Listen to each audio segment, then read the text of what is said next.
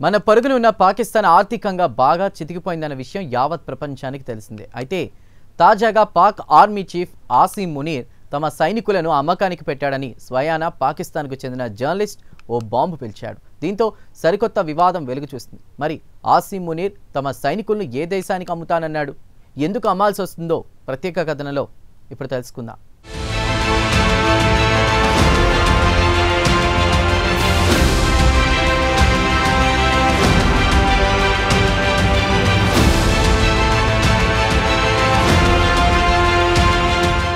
పాకిస్తాన్ ఆర్థికంగా బాగా చితికిపోయిందన్న విషయం యావత్ ప్రపంచానికి తెలిసిందే. అప్పు తెచ్చుకోకుండా పూట గడవని పరిస్థితి. అయితే తాజాగా పాక్ ఆర్మీ చీఫ్ ఆసిమ్ మునీర్ తమ సైనికులను అమ్మకానికి పెట్టాడని ఆ దేశానికి చెందిన జర్నలిస్ట్ ఈ విషయాన్ని బహిరంగపరిచాడు. దీంతో పాక్ లో ఈ విషయం పెనుదుమారం రేపుతోంది. పాక్ ఆర్మీని గాజాకు శాంతి దళంగా పంపించాలంటే తనకొక్కో సైనికుడిపై $10,000 చెల్లించాల్సిందేనని ఇజ్రాయెల్తో బేరం పెట్టాడట. దీంతో పాక్ ఆర్మీ నగదు కోసం తమ సైనికులను అమ్ముకోవాల్సిన పరిస్థితి ఏర్పడిందన్న టాక్ పాక్ లో బలంగా వినిపిస్తోంది. అయితే ఇక్కడ గమనించాల్సింది, ఎక్కడైనా లేదా ఏ దేశంలో అయినా అంతర్యుద్ధాలు జరిగితే అక్కడ శాంతి కోసం ప్రపంచంలోని పలు దేశాలు తమ సైనికులను స్వచ్ఛందంగా శాంతి దళాలుగా పంపిస్తూ ఉంటాయి. వీరంతా UN పరిధిలో పనిచేస్తూ ఉంటారు. ఆఫ్రికా దేశాల్లో తరచూ అంతర్యుద్ధాలు జరుగుతూ ఉంటాయి. అవి అక్కడ సర్వసాధారణమే. కాల్పుల ఒప్పందం తర్వాత అక్కడికి పలు దేశాల నుంచి సైనికులను శాంతి దళాలుగా పంపుతుంటారు. ఇండియా కూడా తమ సైనికులను శాంతి దళాలుగా పలు దేశాలకు పంపుతుంది. ఇక దేశాన్ని రక్షించే సైనికుడికి విలువ కడితే వారి మనోధైర్యం దెబ్బతింటుంది. ఇది పాక్ ప్రజలను షాక్ కి గురిచేసింది. కొంతమంది మునీర్ వ్యవహార తీరు పట్ల ఆగ్రహం వ్యక్తం చేశారు. అసలు విషయానికొస్తే హమాస్ కు ఇజ్రాయెల్ కు మధ్య 1 ఏడాది నుంచి యుద్ధం జరిగిన విషయం తెలిసిందే. ఈ యుద్ధంలో గాజాను ఇజ్రాయెల్ పూర్తిగా నేలమట్టం చేసింది.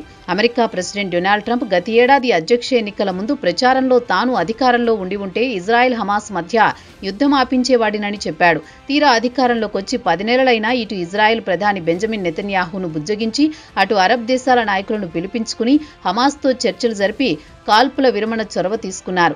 అయితే కాల్పుల విరమణకు ఆయన 20 సూత్రాల శాంతి ప్రతిపాదనను తీసుకువచ్చారు. వాటిలో ఒక ప్రతిపాదన ఇంటర్నేషనల్ స్టెబిలైజేషన్ ఫోర్స్ లేదా ISF ఏర్పాటు చేయాలని ఉంది. ఈ ఫోర్సును తక్షణమే గాజాకు తరలించాలనేది ట్రంప్ ప్లాన్. ఇక ట్రంప్ ప్రతిపాదించిన ISF పాలస్తీనా పోలీసులకు శిక్షణ ఇవ్వడమే కాకుండా ఇటు ఇజ్రాయెల్ అటు ఈజిప్టు దళాలతో కలిసి సరిహద్దులకు కాపలా కాస్తుంది. అలాగే పాలస్తీనా పోలీసు దళాలకు మిలిటరీ శిక్షణ ఇచ్చి సరిహద్దు నుంచి ఎలాంటి ఆయుధాలు కానీ మందుగుండు సామాగ్రి కానీ గాజాలోకి రాకుండా కాపలా కాస్తారు. అలాగే గాజాలోకి ఇతర దేశాల నుంచి పంపే ఎయిడ్ వస్తువులను అనుమతిస్తారు. గాజా నగరాన్ని తిరిగి నిర్మించడానికి కావలసిన బిల్డింగ్ మెటీరియల్ ను గాజాలోకి అనుమతిస్తారు.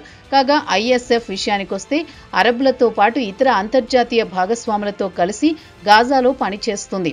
అయితే గాజాలో అమెరికన్ సైనికులు మాత్రం ఉండరాదని ట్రంప్ ప్రతిపాదించారు. గాజాను కాపలా కాయడానికి సైనికులు కావాలి. దీంతో పాకిస్తాన్ నుంచి కూడా సైనికులను రప్పించుకోవాలనుకున్నారు. ట్రంప్ ఇటీవల కాలంలో పాకిస్తాన్కు చాలా దగ్గరైన విషయం తెలిసిందే. ఈ ప్రతిపాదనను అక్టోబర్ చివర్లో పాక్ రక్షణ మంత్రి ఖ్వాజా ఆసిఫ్ అంగీకరించారు. అంతర్జాతీయ శాంతి దళాలతో కలిపి పాకిస్తాన్ సైనికులు కూడా పనిచేస్తారని ఆసిఫ్ కూడా చెప్పారు. దీంతో పాటు ఆయన చెప్పేదేమంటే గాజాలో అంతర్జాతీయ శాంతి దళాలతో కలిసి పాక్ సైనికులు పనిచేస్తే పాకిస్తాన్కి ఇది గర్వించదగ్గ విషయమే కదా, తాము కూడా గర్వంగా భావిస్తామని ఆయన పాకిస్తాన్కు చెందిన జియో న్యూస్తో మాట్లాడుతూ చెప్పారు కూడా.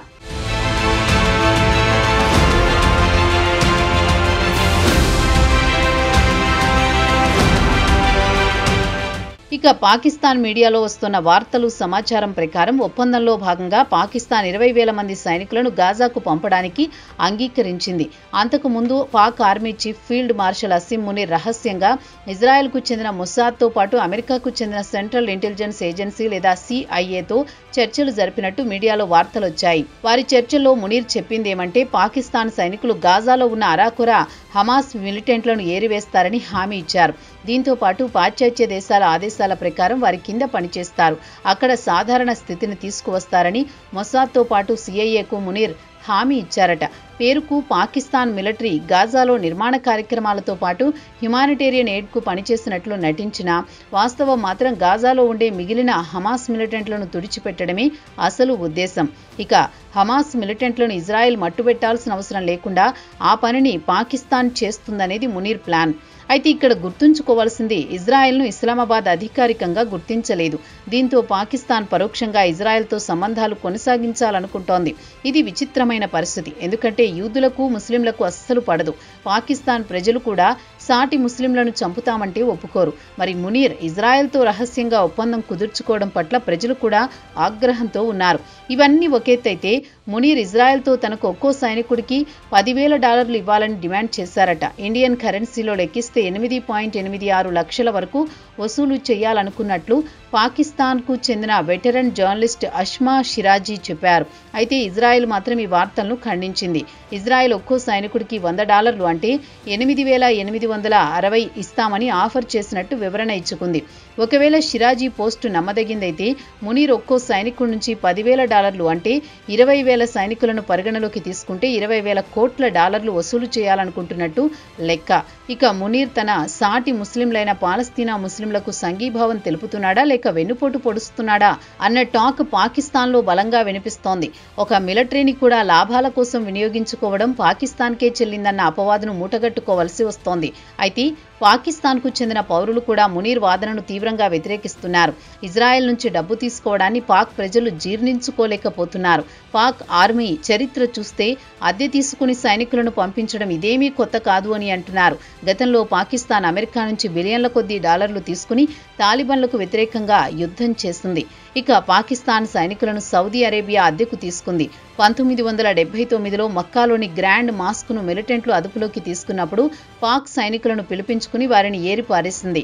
ఇస్లామాబాద్ తమ కమాండోలను మక్కాలోని గ్రాండ్ మాస్క్కు పంపింది. మసీదును అదుపులోకి తీసుకుని జజు హైమాన్ అల్ ఉతయిబ్బా ఆయన మిలిటెంట్లను అక్కడి నుంచి తరిమికొట్టి మసీదును తిరిగి స్వాధీనం చేసుకున్న పాక్ కమాండోలు. దీనికి సౌదీ అరేబియా పాకిస్తాన్కు పెద్ద మొత్తంలో డబ్బు చెల్లించడంతో పాటు చమురు కూడా సరఫరా చేసిందట. ఇక తాజాగా 2022లో ఖతార్లో జరిగిన ఫిఫా వరల్డ్ కప్ సందర్భంగా పాక్ ఆర్మీ తన సైనికులను పంపింది. దీనికి ఖతార్ $2 బిలియన్ చెల్లించింది. తాజా పరిణామాల పట్ల పలువురు పాకిస్తానీయులు ఆగ్రహంతో రగిలిపోతున్నారు. సోషల్ మీడియాలో తమ ఆర్మీ అద్దెకు ఇస్తున్నారా లేక అమ్మకానికి పెడుతున్నారా అని ప్రభుత్వాన్ని నిలదీస్తున్నారు. అయితే పాకిస్తాన్ ఆర్మీ మిడిల్ ఈస్ట్కు తమ సైనికులను పంపించి పెద్ద ఎత్తున డబ్బు దండుకుంటోంది. మరి దేశం ఆర్థిక సంక్షోభం నుంచి గట్టెక్కాలంటే తప్పదు కదా అని సరిపెట్టుకోవాల్సిందే అని సోషల్ మీడియాలో మునీర్తో పాటు షరీఫ్పై సెటైర్లు వేస్తున్నారు పాక్ ప్రజలు.